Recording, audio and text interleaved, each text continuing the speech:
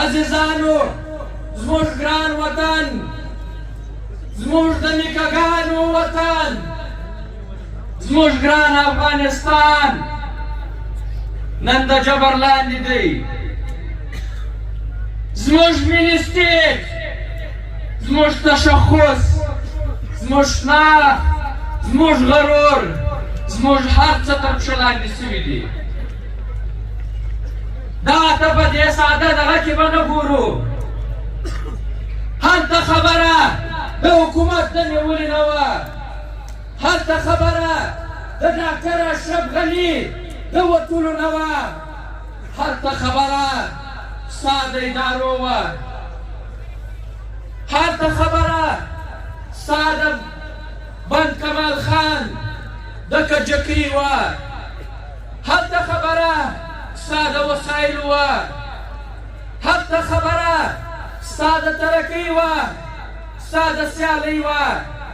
ستا د ډیپلوماټیک تعلقاتو وه، هلته خبره ستا د دوستۍ وه، هلته خبره ستا د هغه معیشت وه چې هغه په دې ملک پاکستان زیات مضبوطه و، هلته خبره د شعور وه، هلته خبره د بیدارېدو وه، هلته خبره د افغان د سرلوړۍ وه، هلته خبره د تعلیم وه، د سیاست وه، د سیالۍ وه، د برابرۍ وه، هلته خبره د انسانیت وه، د مسلمانۍ وه. نن ستا هر څه له منځه لاړو، ستا هغه رپانده بیرغ چې په ټول جهان کې به رپېدی نن هغه بیرغ نسته، ستا هغه ملي سرود چې د افغان په سرلوړۍ کې په مبارزې کې د افغان په جنګونو کې به دی یو ډېر عام کردار ادا کوئ، د خلکو جذبې به یې راپورته کولې، نن هغه ملي سرود له منځه لاړی. نن ستا هغه نوم د تاریخي افغانستان نوم نن هغه نشته، نن ته بې شناخته، نن ته بې کوره، نن ته بې مرکزي یې. عزیزانو دا د تاریخ جبر دی، دا زموږ غلامي ده چې نن په بهر کې یو پاکستانی اوسي و ده ته ویل کېږي پاکستاني نژاد پلانکی. نن موږ افغان نسو ویلی ځان ته، تر دې بدترینه غلامي بل نسي کېدلی، تر دې بدترینه استعمار بل نسي کېدلی. نن په جهان کې د انسانیت خبره کېږي، نن په جهان کې چې خلک ملکونو ته لاړ شي هلته وخت تېر کړي هغوی ته شهریت ورکول کېږي. تا افغانستان په وار واره نړولی دی، تا افغانان په دې مجبوره کړي دي چې دا کډوال شي. نن دلته هغه افغانان چې په خپل افغان تاریخي خاوره چې فرنګي استعمار تقسیم کړې وه په خپل وطن باندې دا خپل عزیزه سره دا خپل قریبه سره په خپلو وسایلو باندې پروت، نن ته دته د شعري حق نه ورکوې. نن هغه افغان کډوال چې د پلر په درۍ سره د غربت سره د بدحالۍ سره د لوږې سره د ناجوړۍ سره مخامخ دي، نن هغه افغان کډوال په دې ګېټو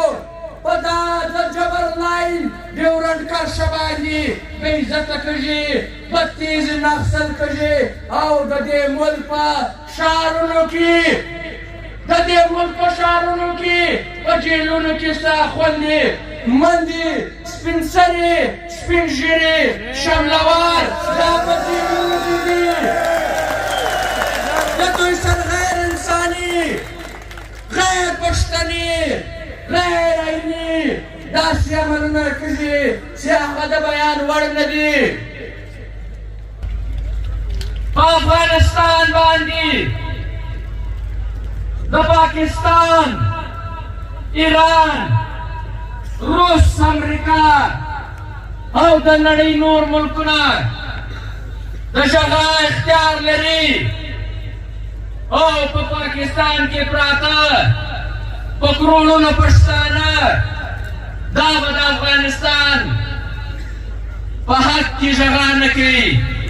دا نشي کېدلی.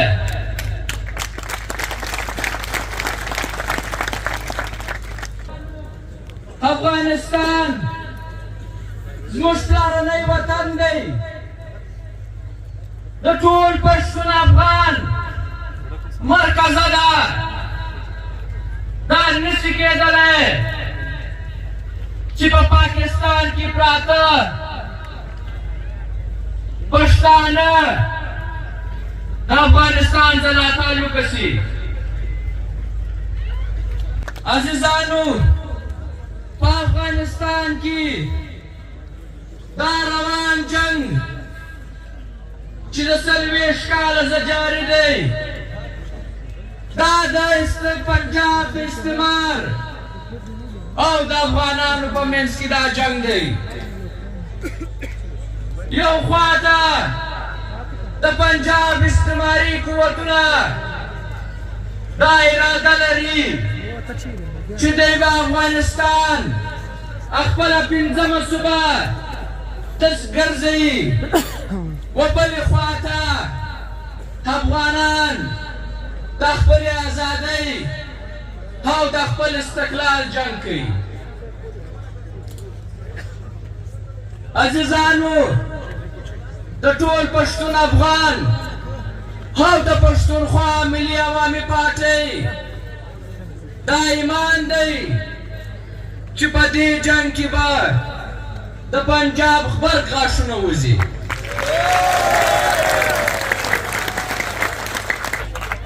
عزیزانو، که یو مور تعلیم یافته سي، که یو ښځه تعلیم یافته سي، دا کامونه جوړوي،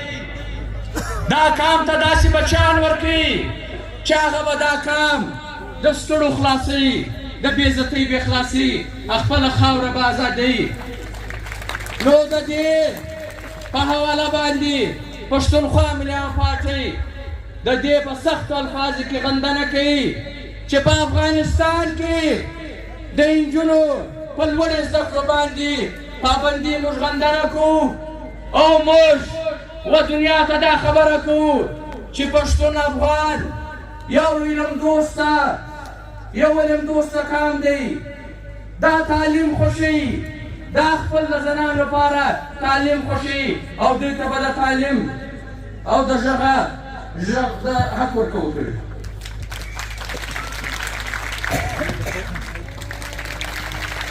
عزیزانو، د دې قومي کانګرس یو بل تاریخي اړخ هم دا دی چې په ډېر لوی تعداد باندې زموږ خویندو مندو له موږ سره په دې کې شرکت کړی دی. تاسو یقین ومنئ، تاسو باور وکړئ، دا کومې خویندې چې موږ راغلي نه دي، د هغوی په زړه کې هم دغه جذبه ده، د هغوی په سینو کې هم دغه ولوله ده. هغه هم د دې پارټۍ په ملاتړ کې دغسې ولاړې دي لکه څنګه چې زموږ دا راغلي خویندې دي. عزیزانو، دا زموږ بدبختي اوسېدلې ده چې زموږ یو ډېره لویه آبادي چې هغه د 50 برخو زیات آبادي ده، زموږ د وجود تر نیمې زیاته حصه